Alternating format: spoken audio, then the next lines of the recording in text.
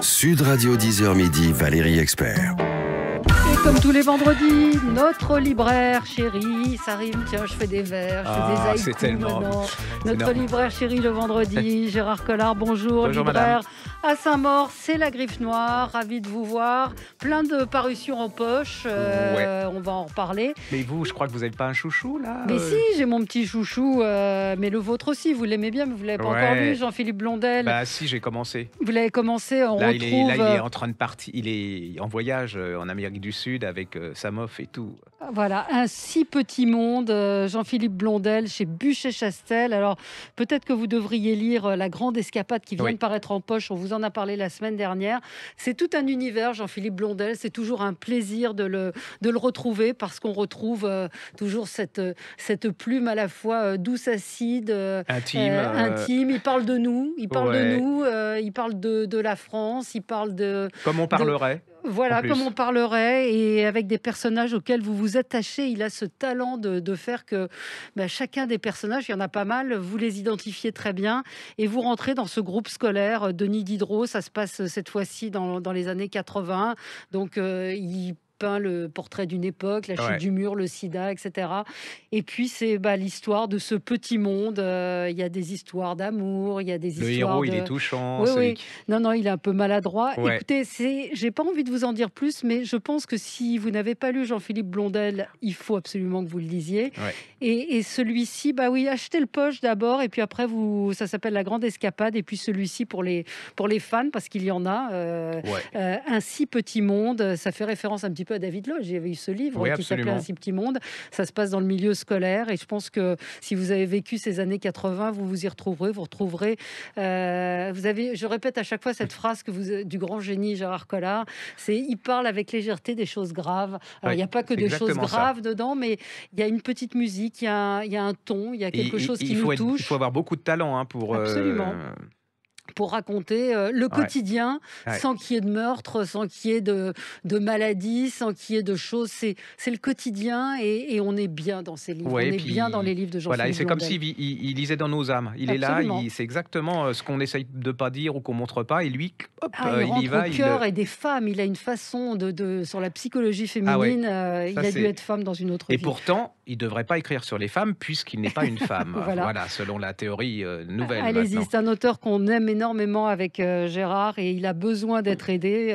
Il a besoin qu'on parle de lui parce qu'il ne fait pas partie de ces gens. Il a une vraie carrière littéraire, mais il ne fait pas partie de ces gens qu'on retrouve dans les critiques par littéraires. Contre, il a ses fans, son club de gens qui l'adorent et tout et qui le suivent. Et ce n'est pas toujours le cas. Souvent, il y a des gens qui vendent à 100 000 exemplaires, mais les gens s'en moquent après. Tandis que lui, il y a des gens qui comme nous, le suivent et l'adoront et faisons tout pour que... Et puis, je pense que c'est le genre de type qui restera parce que c'est un peu vraiment un portrait intimiste de notre époque. Absolument, il y a une œuvre, Babysitter. C'est ce qu'on appelait les petits maîtres, mais qui résistent. Non, mais dans le bon sens du terme, c'est comme l'artisan et tout. Et je trouve que c'est un genre d'individu d'écrivain qui restera. Donc, allez-y en poche, ça coûte pas cher, La Grande Escapade. Et puis après, vous enchaînez avec Un si petit monde, mais vous pouvez le lire également. Mais c'est vrai que c'est mieux d'avoir lu le précédent avant. Oui, je pense. Et celui-ci est paru chez Buchet-Chastel. Alors, vous, on vient de paraître en poche un livre on avait adoré de Blandine de Caunes, La Mère morte. Oui. C'est l'histoire de cette femme qui a deux deuils dans sa vie. C'est Benoît de Groult, c'était sa mère. Et Benoît de Groult, quand on connaît Benoît de Groult, c'était elle a mis toute sa vie au service des femmes, de la liberté, de leur dignité. Mais elle l'a fait avec beaucoup d'intelligence, beaucoup de finesse, c'est pas forcément comme on le fait maintenant. Et puis elle a 96 ans et elle a le Alzheimer. Donc on voit comment la fille est confrontée à cette mère qu'elle a toujours adorée. Et qui, c'est absolument... Et elle a aussi une deuxième chose qui est absolument abominable, elle perd sa fille dans un accident de voiture. Et c'est l'histoire de ce double deuil, celui de sa mère, Benoît de Groult, et de sa fille qui meurt dans un accident. C'est l'histoire de trois femmes. C'est ces trois femmes qui c'est absolument subtil, intelligent, pavoyeur. C'est même parfois avec beaucoup d'humour. Enfin, voilà, c'est plein de tendresse. Allez-y, si vous ne l'avez pas lu. Ça vous met pas le moral à zéro. C'est vraiment... Et elle vient de faire reparaître sa fille, la correspondance entre Paul Guimard et sa mère, et la façon façon, et c'est Paul Guimard qui a encouragé sa femme à écrire, Oui. et a tenu une correspondance. Donc c'est cette correspondance qu'elle publie, et je ne l'ai pas encore lu, mais j'ai très envie de le lire parce que c'est tous les doutes de cette femme qui n'écrivait pas et qui s'y est mise. Ouais, et c'est vraiment pareil que pour le livre précédent, l'image d'une époque. Absolument. C'est-à-dire à travers ces trois femmes, c'est vraiment. Moi, j'adore ces livres parce que Mm. vraiment, on pénètre l'époque de l'intérieur et pas avec des grandes phrases, des grands trémolos ou des grands principes. Alors, ça, alors, pour moi, c'est un des plus. Au niveau originalité, au niveau suspense et au niveau intrigue, ça, pour moi, c'était une révélation. C'est Adrienne McKinty le bouquin s'appelle La chaîne. Ouais. Et c'est en livre de poche. Alors, ça, c'est du polar absolument psychologique incroyable.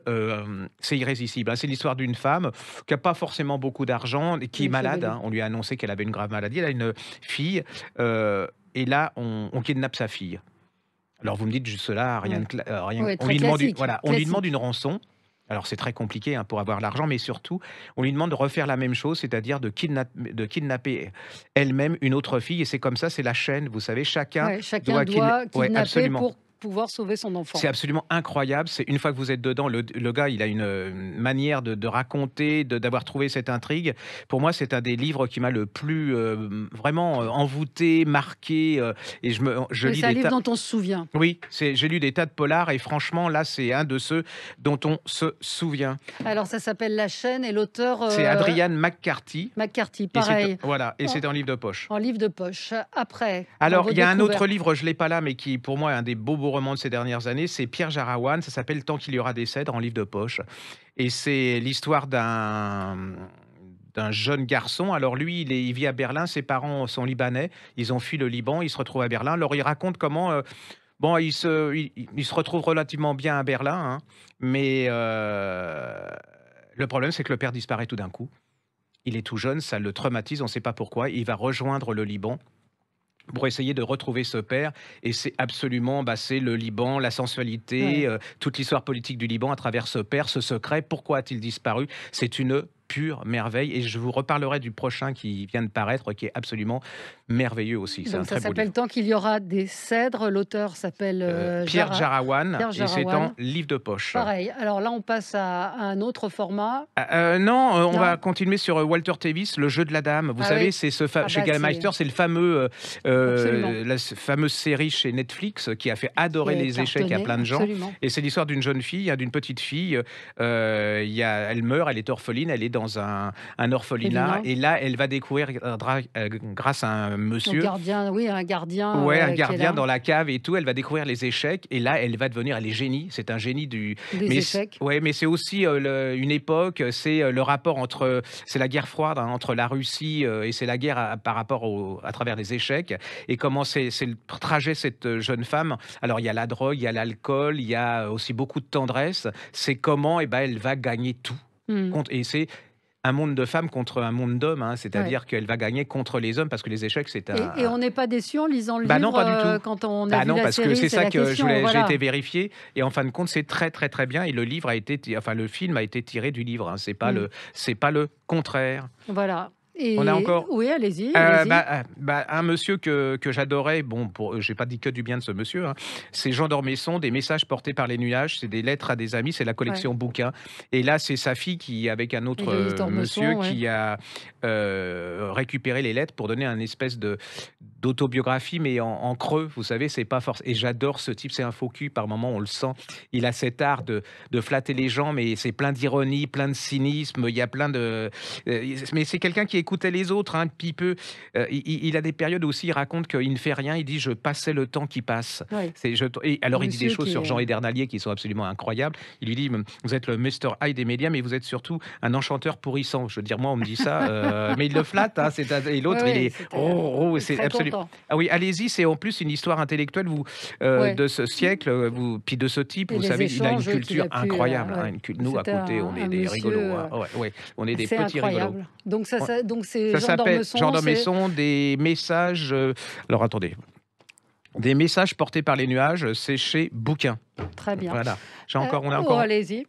alors ça va vous casser le truc, Ah mais oui, j'ai je l'ai adoré. lu ça. Moi, je l'ai lu Oui, rien que pour la couverture. oui, Il s'appelle Brejnev de Andrei Kozovoy et c'est chez Perrin. oui. Et là, c'est toute l'histoire à Brejnev. travers cet apparatchik. Et alors lui, il était très intelligent parce qu'il s'est fait passer pour un idiot. Donc on l'a élu et on s'est dit avec lui, on risque rien et pas du tout ça. En fait, c'était un stalinien. Alors Fin là, stratège. c'est un truc très sympa parce que très très Mm. intéressant parce qu'il va à l'encontre des clichés et on va à travers l'histoire de cette Russie, enfin de cette Union soviétique, qui va déboucher sur Poutine, qui va déboucher sur la perestroïka, qui va déboucher sur l'écroulement. Et vous allez voir cet homme vieillissant. Alors c'était pas non plus que la caricature qu'on veut dire, hein. Ouais. C'était vraiment, c'est un livre très très intéressant.